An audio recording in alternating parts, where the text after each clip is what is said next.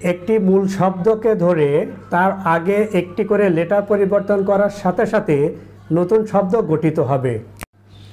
মূল শব্দ ইট, ইএইটি, ইট অর্থ খাওয়া, ইটের আগে বি লেটারটি যুক্ত করায় বিট অর্থ প্রহার করা, এফ লেটারটি নতুন যুক্ত করায় ইটের আগে ফিট অর্থ কৃতিত্ব, এইচ লেটারটি যুক্ত করায় হিট অর্থ তাপ, এম লেটারটি যুক্ত করায় মিট অর্থ মাংস, এন লেটারটি যুক্ত করায় নিট অর্থ খাঁটি বা পরিচ্ছন্ন, পি লেটারটি যুক্ত করায় পিট অর্থ ঘাসের চাপড়া, এস লেটারটি যুক্ত করায় সিট অর্থ আসন, সদস্যপদ বা নির্বাচন কেন্দ্র, টি লেটারটি যুক্ত করায় টিট অর্থ স্তনবৃন্ত।